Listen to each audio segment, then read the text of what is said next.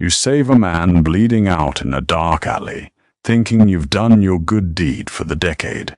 You never expect that 3 weeks later, a fleet of bulletproof SUVs will box you in on your walk home.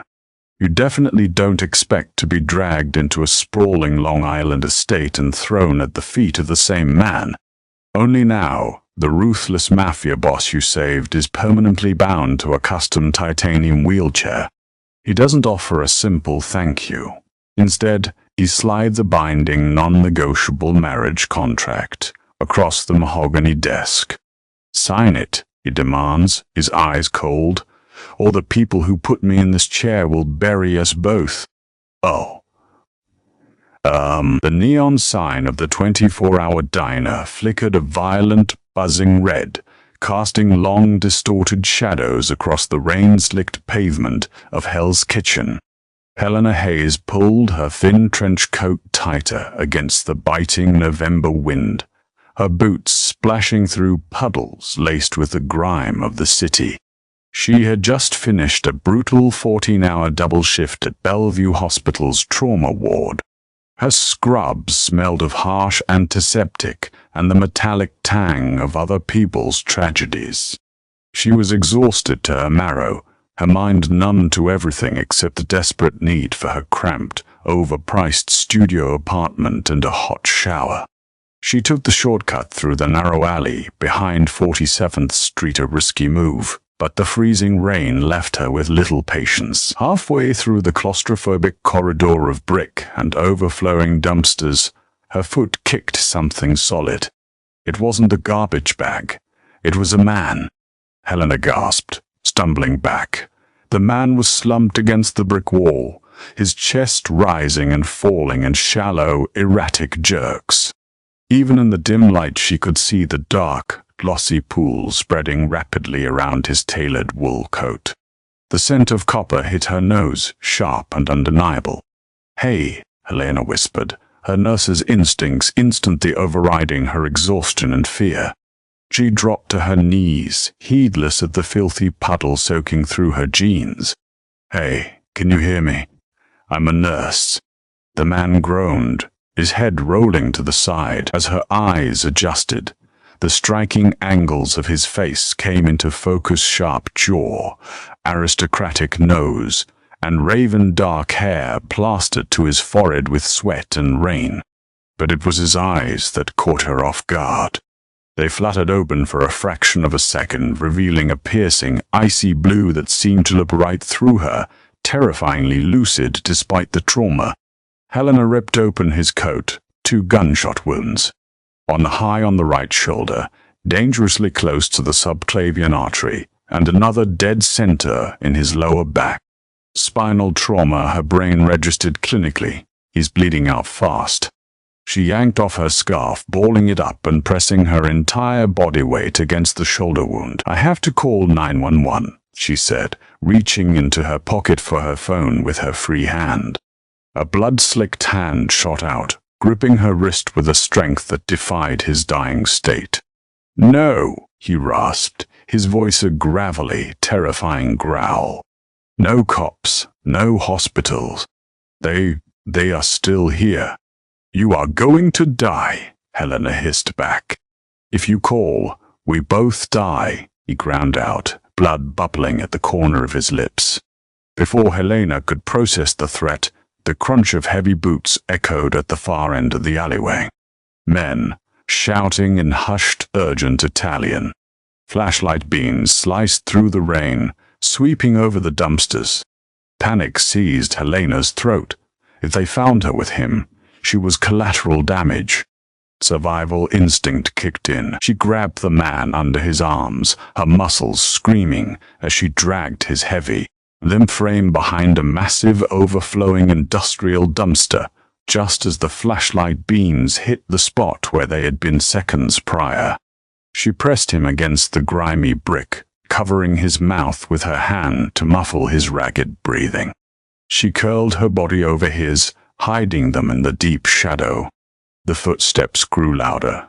2 men, armed with suppressed heavy-caliber pistols, walked within 3 feet of them. "Check the street," one of the men muttered, his accent thick.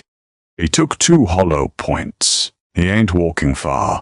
Find him before Lorenzo hears about this. Helena held her breath until her lungs burned, her heart hammering against her ribs like a trapped bird. She kept the pressure on his wounds, feeling the warm, sticky blood coating her hands. It felt like hours, but it was only minutes before the footsteps faded out of the alley. When she finally dared to exhale, the man beneath her had passed out. Helena worked feverishly in the dark.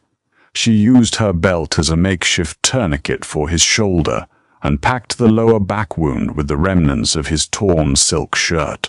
She knew it wasn't enough. He needed surgery. Miraculously, a black Lincoln Navigator came screeching to a halt at the mouth of the alley. For a second, Helena thought the killers had returned, but a massive man with a scarred face leapt out, scanning the shadows frantically. "Boss!" The man yelled, his voice laced with raw panic. The unconscious man stirred at the sound, murmuring a single word. "Dante." Helena stood up, her hands raised, covered in blood. "He's here. He needs a surgeon right now. His spine is compromised." Dante rushed over, his eyes wide as he saw the blood. He looked at Helena, his expression unreadable, before scooping the wounded man up with terrifying ease. He threw Helena a thick stack of $100 bills bound by a rubber band, easily $5,000. "You never saw this. You never saw him," Dante ordered, his voice brooking no argument. He loaded the man into the SUV and sped off into the night, leaving Helena standing alone in the rain, drenched in blood, holding a stack of cash that felt dirtier than the alleyway itself. 3 weeks had passed since the night in the alley. 3 weeks of Helena looking over her shoulder, jumping at shadows and scrubbing her hands until they were raw, trying to get the phantom smell of blood out of her skin. She had used the cash to pay off 3 months of her younger brother's mounting physical therapy bills. It was a godsend, but the paranoia was eating her alive. It was a Tuesday afternoon. Helena was walking back from the local grocery store in Astoria, Queens, carrying 2 plastic bags of cheap groceries. The autumn sun was bright, mocking the dark anxiety that sat heavy in her chest. She turned the corner onto her street and froze. 3 identical black Cadillac Escalades were parked bumper to bumper in front of her run-down apartment building. Men in tailored dark suits with subtle earpieces stood strategically around the vehicles. They weren't police. They carried themselves with the lethal, predatory grace of men who answered to no law. Helena turned around to run, but a wall of solid muscle blocked her path. It was Dante. "Miss Hayes," Dante said politely, though his sheer size was a threat in itself. "Please come with us. The boss would like a word." "I don't know what you're talking about," Helena stammered, dropping her groceries. "Oranges rolled into the gutter. I didn't say anything to anyone." "I swear." "We know," Dante replied smoothly. "If you had, we wouldn't be having a conversation. Please, the car is waiting." She had no choice. Helena was ushered into the back of the plush, leather-scented SUV. The windows were tinted so heavily the outside world looked like twilight. They drove for nearly an hour, leaving the city behind and entering the secluded, opulent wealth of Long Island's North Shore. The gates they pulled up to were wrought iron and heavily fortified, opening to reveal a sprawling limestone mansion overlooking the gray waters of the Sound. Helena was escorted inside by Dante.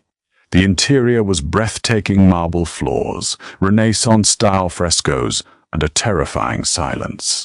Dante led her to a set of heavy oak double doors at the end of a long corridor, and opened them. "Enter," he commanded gently. Helena stepped into a massive library that smelled of aged paper, expensive cigars, and leather. The walls were lined with books, but her eyes were immediately drawn to the center of the room. There he was, the man from the alley. He was dressed impeccably in a bespoke charcoal suit, his raven hair perfectly styled. The hollow, dying look was gone from his sharp face, replaced by a commanding, terrifying authority. His ice blue eyes locked onto hers, pinning her in place. But he wasn't sitting behind the desk. He was sitting in a state-of-the-art, custom-built titanium wheelchair. Helena's breath hitched as her medical training kicked in, recognizing the permanence of his posture, the lack of muscle tension in his lower extremities. The bullet to the lower back, it had severed the spinal cord. "Helena Hayes," the man said. His voice was no longer a bloody rasp. It was smooth, deep, and laced with absolute power. 27 years old, trauma nurse at Bellevue. No criminal record. Drowning in debt due to your brother's medical expenses following a car accident 2 years ago. Dedicated, loyal, and apparently incredibly cool under pressure. Helena swallowed hard, her heart pounding. "Who are you?" "My name is Dominic Russo," he stated, as if the name alone explained everything. And in New York it did. The Russo syndicate was the largest organized crime family on the East Coast. "You saved my life," Dominic continued, wheeling himself smoothly around the desk. The faint whir of the chair's bearings was the only sound in the room. He stopped a few feet from her. "The doctors told me that if you hadn't packed the wound and applied the tourniquet exactly as you did, I would have bled out in the dirt. I owe you a debt."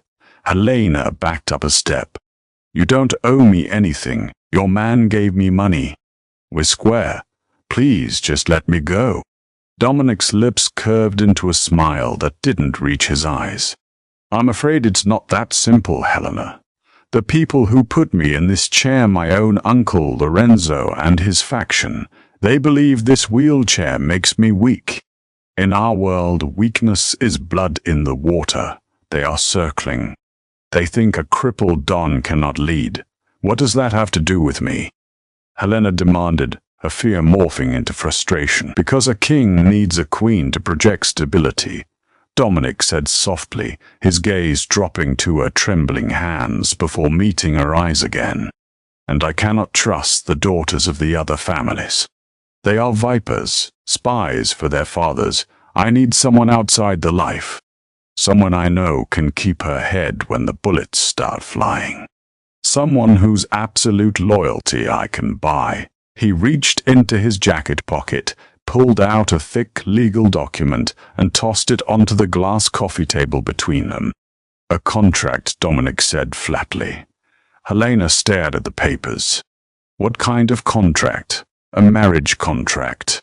The silence in the library stretched, suffocating and heavy.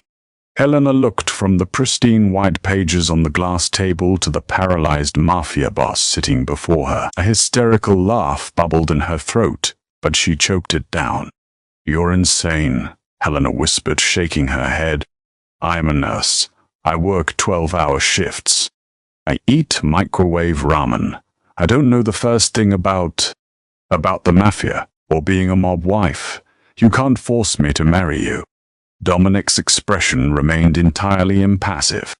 He leaned back in his wheelchair, resting his elbows on the armrests, steepling his fingers. "I am a businessman, Helena. I do not force. I leverage. Sit down." The command was spoken softly, but it carried the weight of a physical blow. Helena found her legs giving way, and she sank onto the edge of the leather Chesterfield sofa. "Let me explain my reality to you," Dominic began, his tone cynical.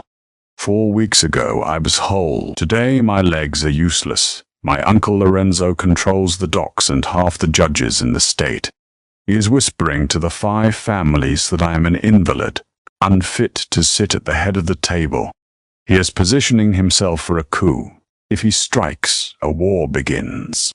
Blood will run in the streets of New York. My loyalists like Dante will die. Dominic leaned forward, his icy eyes burning with a dark, terrifying intensity. To stop this, I must project an image of absolute permanence and control. A sudden marriage to the woman who saved my life, a narrative of loyalty, devotion, and romantic destiny, plays perfectly to the traditionalists in the commission. It shows I'm planning for the future. Furthermore, having a trauma nurse by my side, one who knows my specific medical vulnerabilities and can be trusted explicitly, is a strategic necessity. It's a lie, Helena argued. It's a complete fabrication. Our world is built on fabrications, Dominic replied coldly. Read the terms. Trembling, Helena reached for the contract. The legal jargon was dense, but the bolded points were painfully clear. Duration, 5 years, after which an amicable, highly publicized divorce would be arranged, citing irreconcilable differences. 2 days she would reside in his estates, attend all public and private syndicate functions as his devoted wife, and manage his daily medical and physical therapy needs. Fidelity, absolute. Any romantic or physical indiscretions on her part would be considered a breach of contract, the penalty for which was heavily implied to be fatal. Compensation, $5 million deposited immediately into an offshore trust in her name. Total erasure of her brother's medical debt. Premium, lifelong health care for her entire family. And a $10 million severance package upon the completion of the 5 years. Helena gasped at the numbers. It was generational wealth. It was her brother walking again. It was safety from poverty at least. $15 million, Helena breathed, looking up at him. You're buying my life. I am renting it, Dominic corrected smoothly. And protecting it.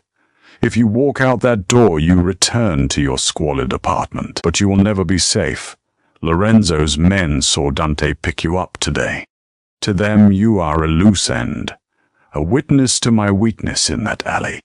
If you are not under my direct protection as my wife, Lorenzo will have you killed by the end of the week, just to send me a message. The color drained entirely from Helena's face. You led them to me. You brought me here knowing it would put a target on my back. I brought you here to save your life, just as you saved mine, Dominic said, unapologetic. The board is set, Helena. You are already a piece in this game, whether you want to be or not. You can be a pawn, easily sacrificed by my enemies. Or you can be the queen, untouchable, wealthy beyond your wildest dreams, and protected by the full might of the Russo syndicate. Park! He pulled a sleek silver Mont Blanc pen from his breast pocket and held it out to her. I need a wife. You need a shield. And your brother needs that experimental surgery at Johns Hopkins that you cannot afford, Dominic stated, hitting her absolute weakest point with surgical precision. Tears pricked Helena's eyes. She hated him in that moment.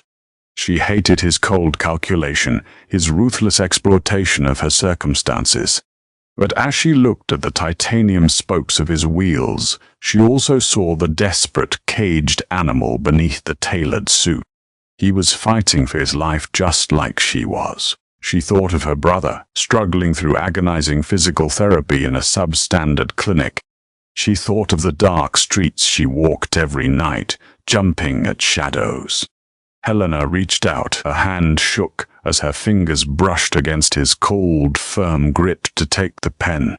If I do this, Helena said, her voice dropping to a fierce, trembling whisper. If I sign my soul over to you, we swear my brother is kept entirely out of this world. He never meets your people. He never knows the truth.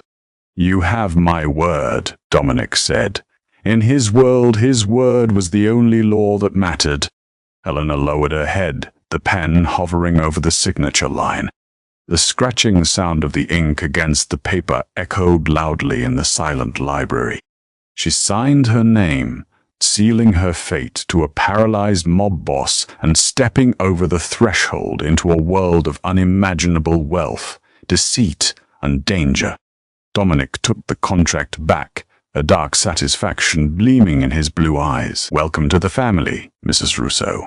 The wedding was a masterclass in Mafia efficiency. There were no white doves, no tearful vows, and certainly no family to witness the union. It took place in the heavily guarded private chambers of a New York State Supreme Court justice, a man whose gambling debts were conveniently owned by the Russo syndicate. Helena wore a simple, tailored ivory suit that Dante had procured from Bergdorf Goodman. Dominic wore a tuxedo that hid the rigid lines of his back brace. He signed the registry with a steady hand. Helena's signature was a nervous, jagged scrawl. In less than 20 minutes, she became Helena Russo, the wife of the most dangerous man on the eastern seaboard. A transition into the Long Island estate was a blur of surreal luxury and profound isolation. She was given the master suite's adjoining room, a cavernous space decorated in muted creams and golds, with French doors that opened to a balcony overlooking the private beach. Her closet was suddenly filled with designer clothes she hadn't bought, in exact measurements she hadn't provided. Her bank account displayed a balance with so many zeros it made her nauseous. And true to his word, her brother was transferred to a premier private facility in Maryland, completely unaware of how his sister had suddenly financed it. But the mansion was a fortress, and Helena was its most guarded prisoner. Armed men patrolled the perimeter. Dante or another bodyguard shadowed her every time she stepped out of her wing. Her primary duty, however, quickly shifted from figurehead wife to private nurse. It happened on her 4th night in the house. A loud, echoing crash violently woke Helena from a restless sleep. She bolted upright, her heart hammering. The noise had come from Dominic's room. She threw on a silk robe and rushed through the adjoining doors, not stopping to knock. The scene inside froze her in her tracks. Dominic was on the floor, tangled in the heavy Egyptian cotton sheets. His custom titanium wheelchair was tipped onto its side. He had clearly attempted to transfer himself from the chair to the bed without calling for Dante, and his upper body strength, immense as it was, hadn't been enough to compensate for the dead weight of his legs. He was breathing heavily, his broad chest heaving, his face a mask of absolute terrifying fury. He was dragging himself toward the bedpost, his knuckles white, his jaw locked. "Don't look at me," Dominic snarled, his voice vibrating with a lethal, humiliated rage. He didn't look up, his eyes fixed on the floor. "Get Dante." Now, Helena stood frozen for exactly 1 second. Then her clinical training overrode her fear of the Mafia boss. He wasn't a ruthless don right now. He was a paraplegic patient in crisis. "Dante is asleep, and I am a trauma nurse," Helena said, her voice dropping into the calm, authoritative register she used in the ER. She walked briskly across the room, ignoring his glare. She righted the heavy wheelchair, locking the brakes into position. "I said, get out, Helena," Dominic warned, his hand dropping to the floor. "You do not want to cross me. I am contracted to keep you alive and functioning, remember?" She shot back, crouching down beside him. "You've triggered a massive muscle spasm in your right quad. I can see the fasciculations from here. If you try to drag yourself up, you're going to tear a muscle, or worse, compromise the spinal fusion from your surgery." Dominic stopped. His icy blue eyes snapped to hers, burning with resentment, but he saw no pity in her face. He saw only a professional assessing a problem.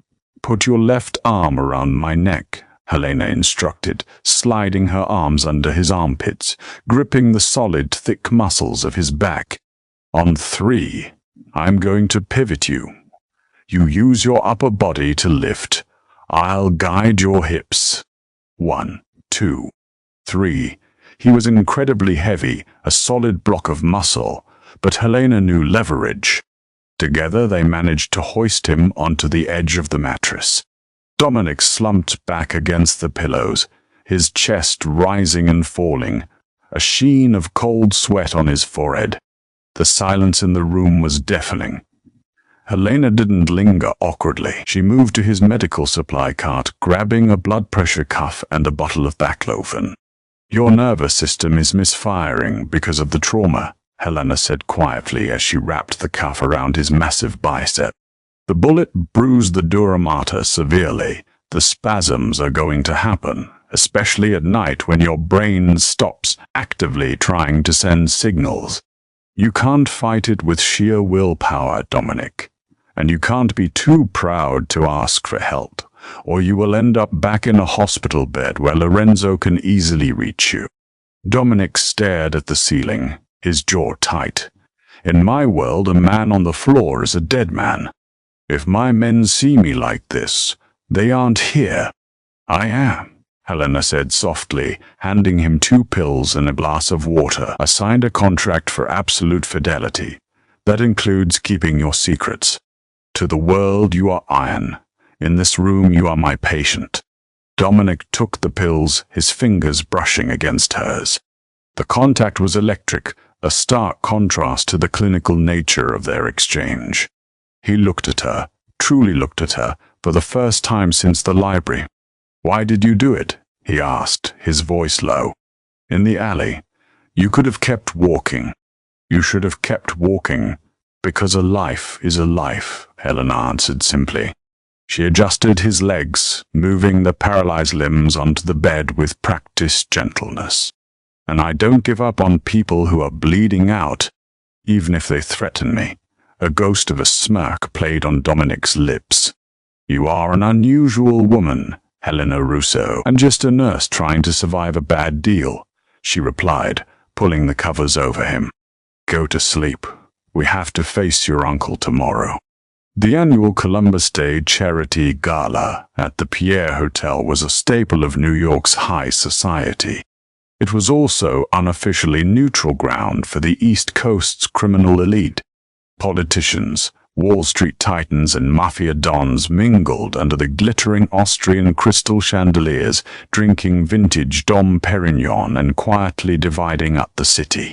Tonight, it was the stage for Dominic Russo's first public appearance since the accident that had kept him secluded for a month. And it was Helena's debut as his wife. She stood before the full-length mirror in their suite, staring at a stranger. The styling team Dante had brought in had transformed her. She wore a floor-length, backless emerald green gown by Oscar de la Renta that clung to her curves like liquid glass. Her dark hair was swept into an intricate, elegant chignon, and a diamond choker worth more than her entire hospital rested heavy against her collarbone. "You look." Helena turned. Dominic was wheeling himself into the room. He wore a bespoke midnight blue tuxedo. The wheelchair had been meticulously detailed, its dark titanium frame polished to a menacing gleam. He looked lethal, aristocratic, and devastatingly handsome. "Perfect," Dominic finished, his gaze sweeping over her with the possessive heat that made Helena's breath catch.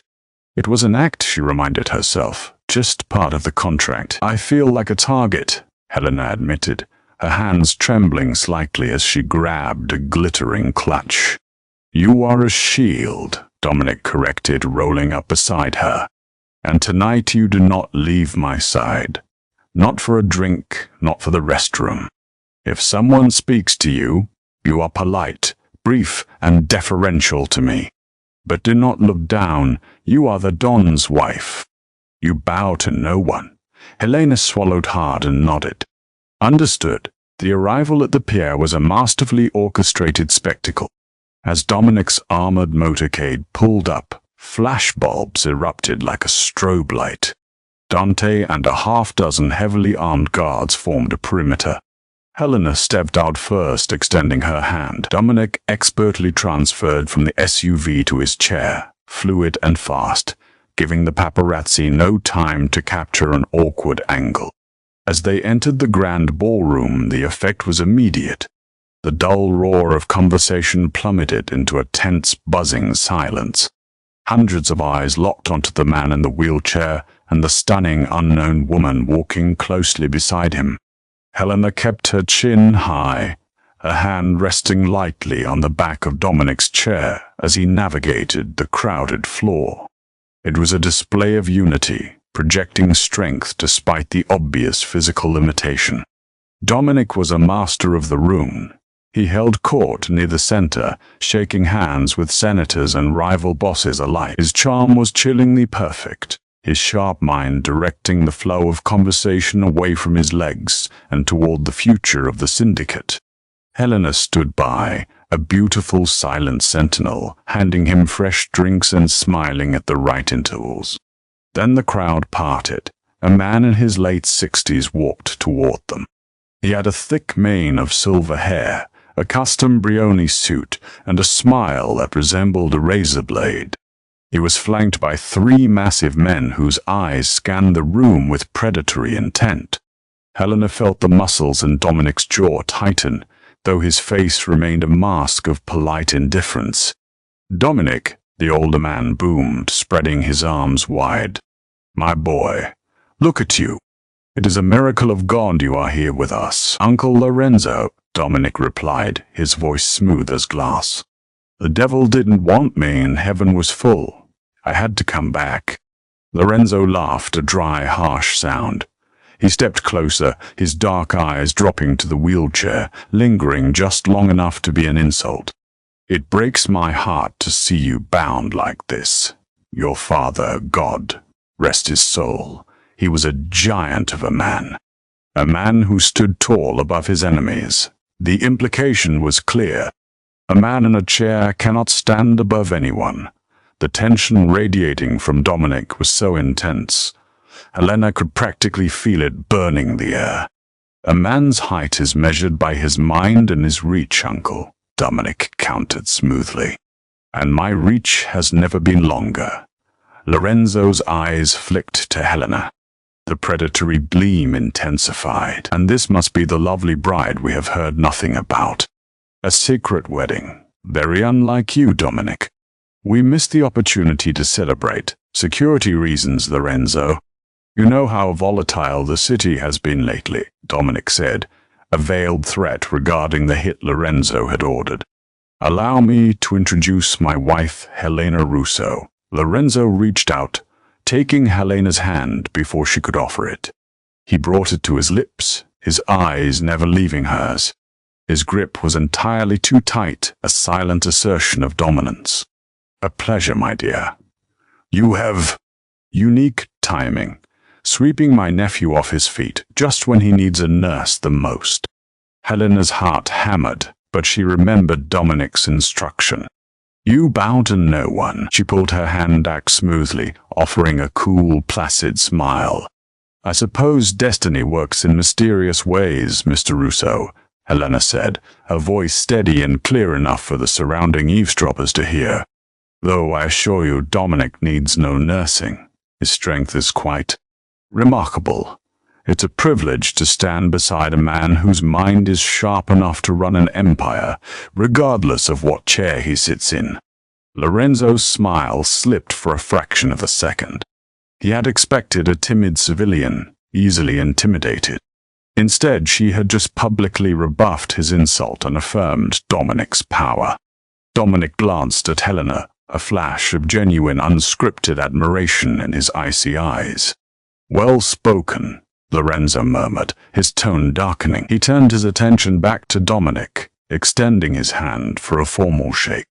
Helena noticed the subtle shift in Lorenzo's stance. He was bracing his feet. If Dominic took his hand, Lorenzo was going to pull hard.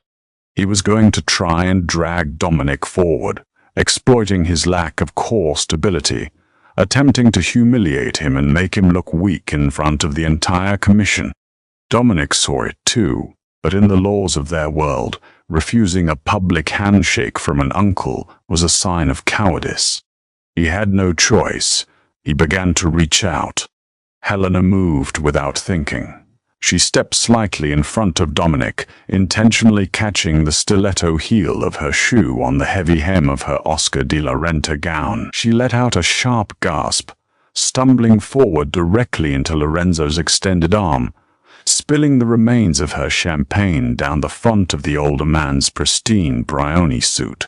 "Oh, my goodness, I am so incredibly sorry."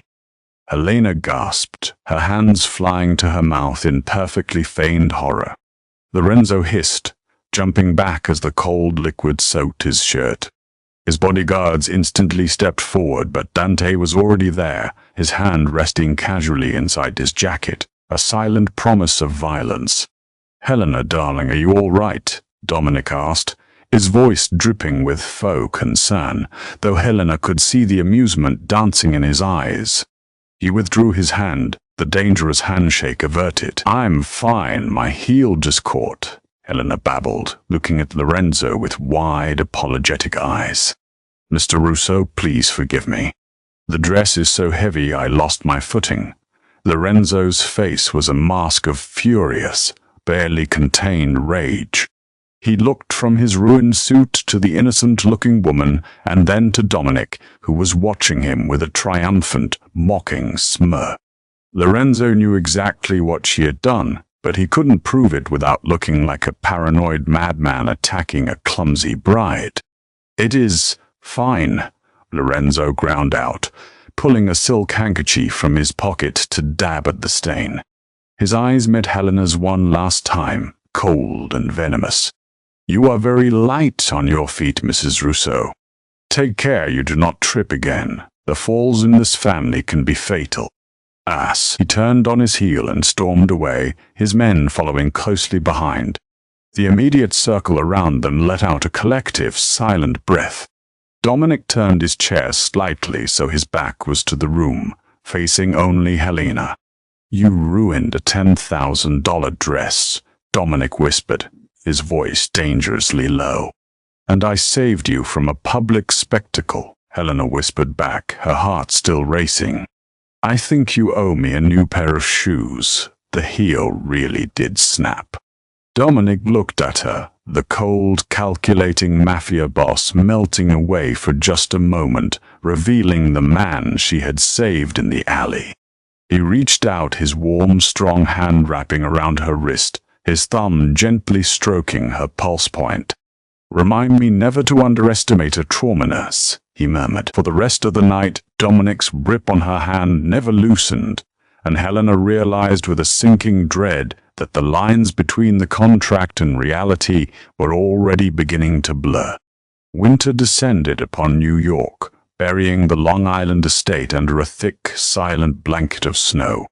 Inside the limestone fortress, the temperature between Helena and Dominic was anything but cold.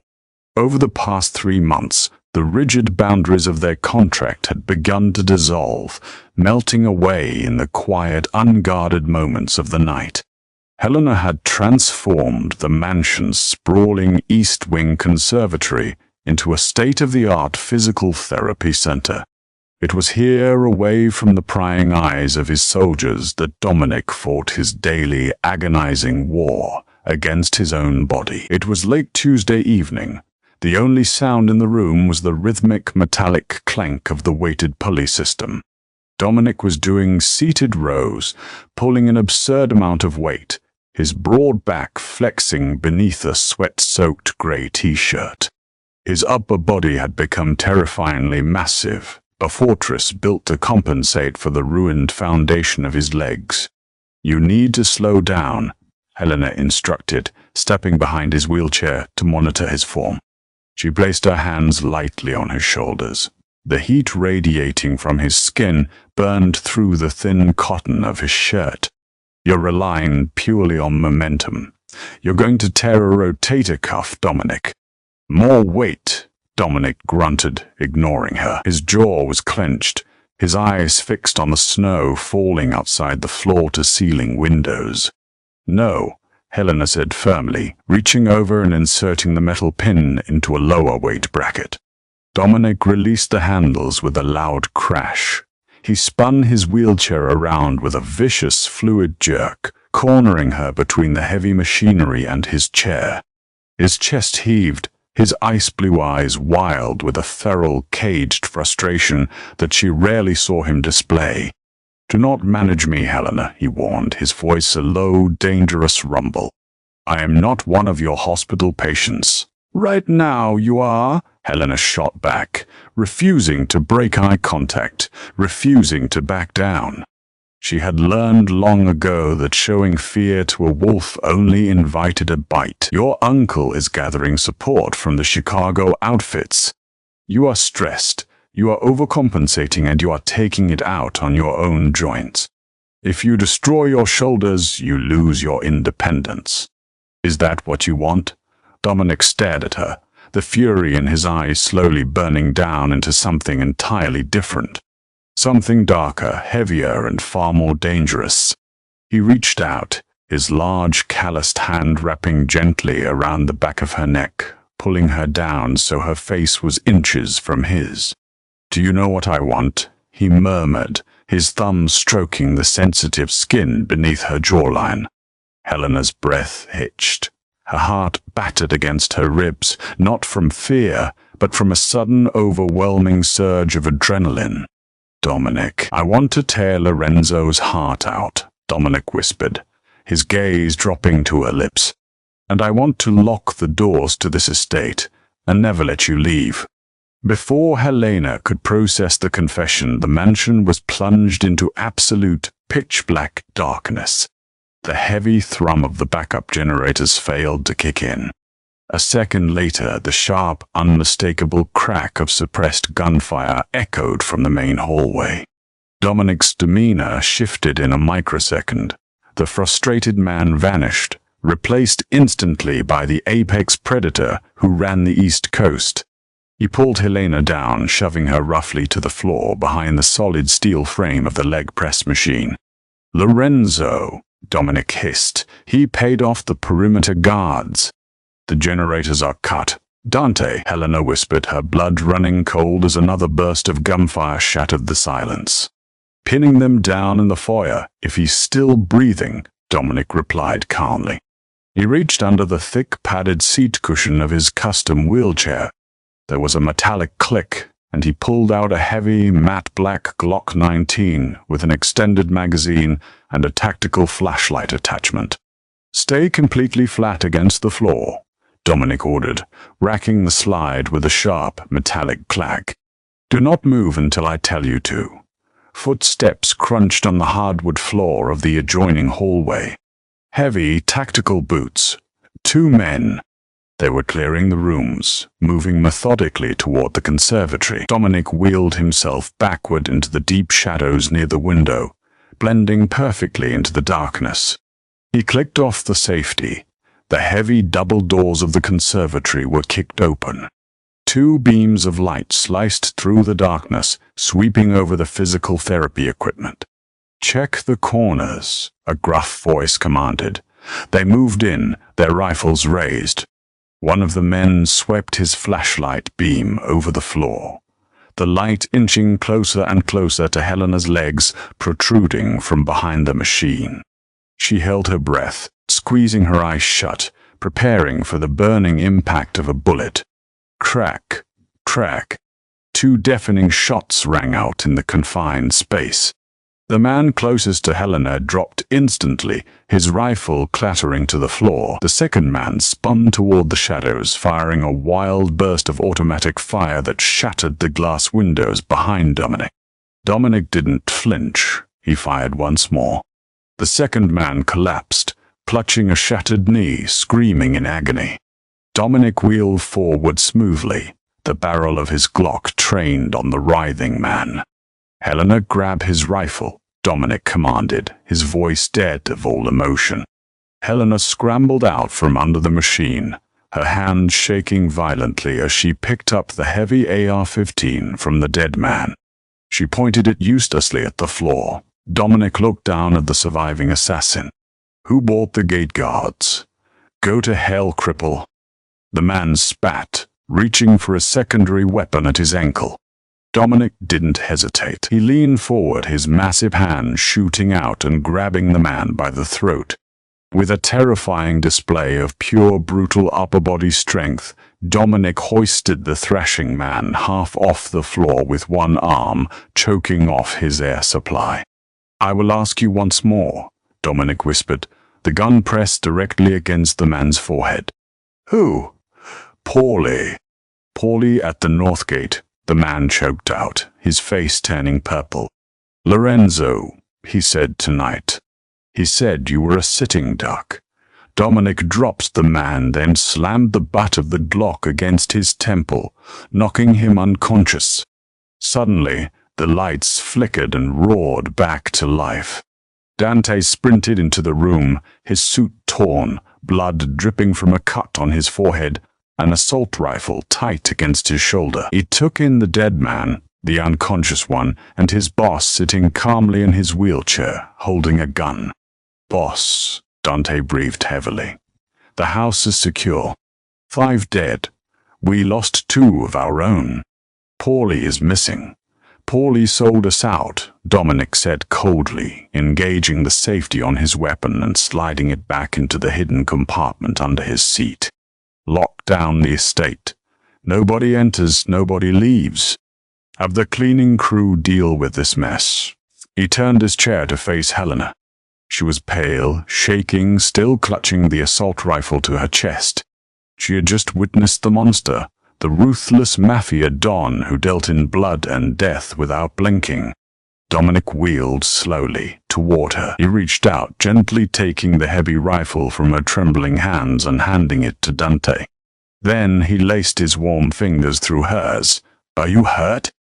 he asked, and the cold killer was gone. His voice was soft, laced with a desperate, frantic concern. "No," Helena managed to whisper, falling to her knees in front of his chair, burying her face in his lap as the adrenaline crashed. "I'm okay."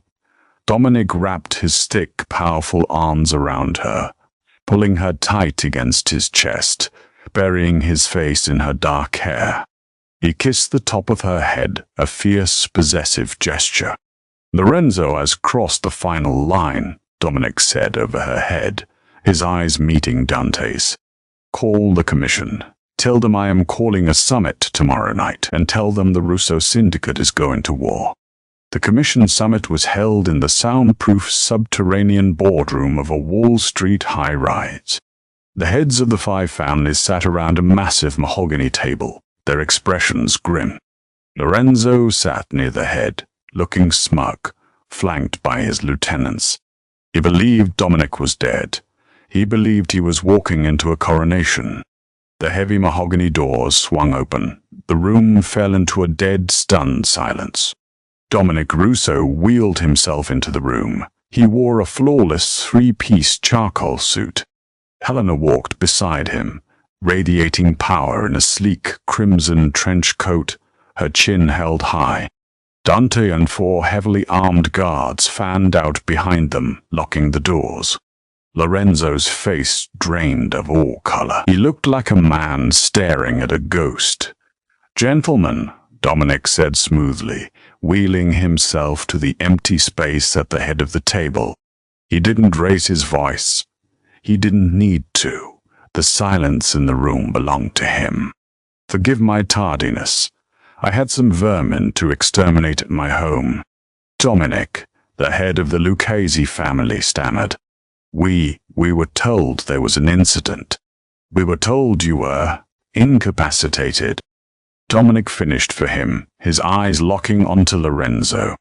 "My uncle has been spreading many fairy tales lately. Allow me to share the truth." Dante stepped forward and tossed a heavy, blood-stained manila folder onto the center of the table. Photos spilled out.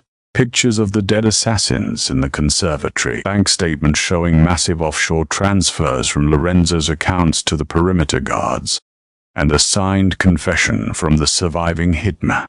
"An unsanctioned hit on a sitting Don," Dominic stated, his voice ringing with absolute authority. "A violation of our most sacred laws, ordered by Lorenzo Russo." The room erupted. The Dongs shouted over one another, the undeniable proof laying bare Lorenzo's treachery. Lorenzo stood up, his face purple with rage. "He is a cripple!" Lorenzo screamed, pointing a shaking finger at Dominic. "He is weak. He hides behind a nurse." I was doing what was necessary for the survival of this family." Dominic didn't shout back. He simply looked at the other Dons. "A man's strength is not in his legs. It is in his mind, his loyalty, and his ability to crush those who betray him," Dominic said quietly. "I survived a hollow point to the spine. I survived an assassination squad in my own home. My syndicate is more profitable than it has been in a decade. Can you say the same, Lorenzo?" The verdict was unspoken but unanimous. The other Dons turned their faces away from Lorenzo. He was dead to them, a liability. "Take him away," Dominic commanded softly. Dante and 2 guards moved in, grabbing Lorenzo by the arms. For all his bluster, Lorenzo did not fight. He looked at Dominic, his eyes hollow with the realization that he had been utterly outplayed. As he was dragged out the door, Dominic didn't even watch him go. His eyes were on Helena.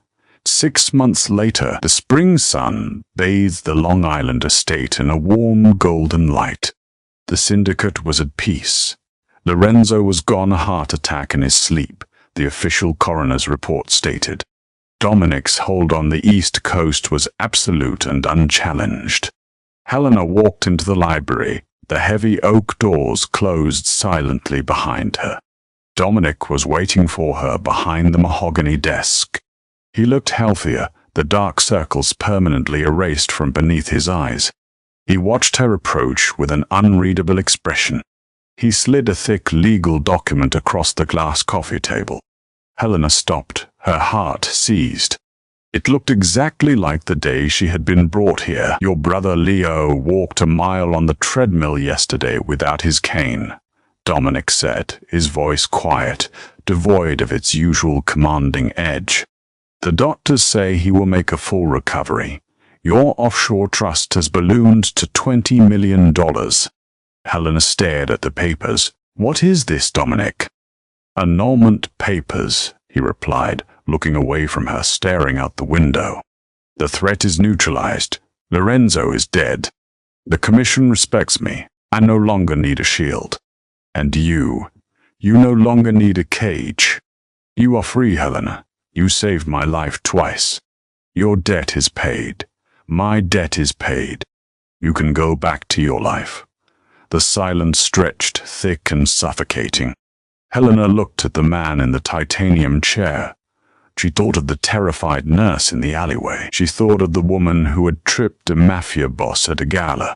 She thought of the nights spent holding a ruthless killer while he shook with pain, and the moments he had looked at her like she was the only light in his dark, violent world.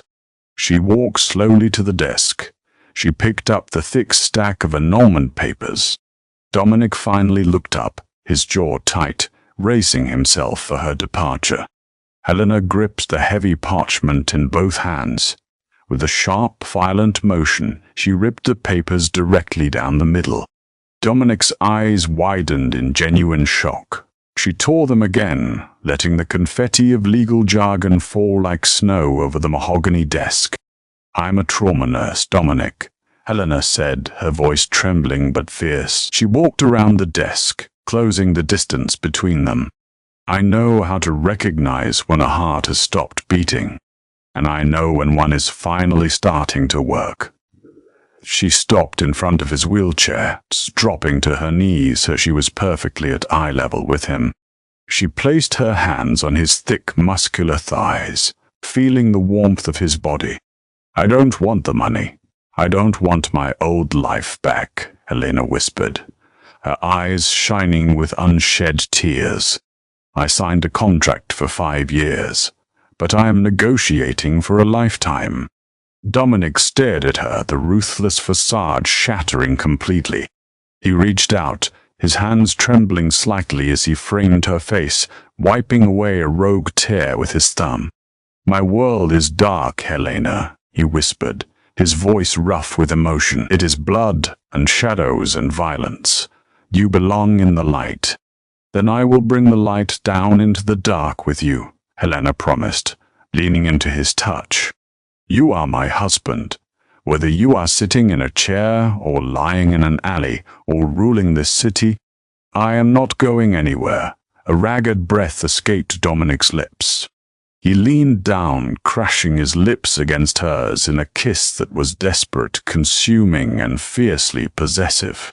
It was the kiss of a drowning man finally breathing air.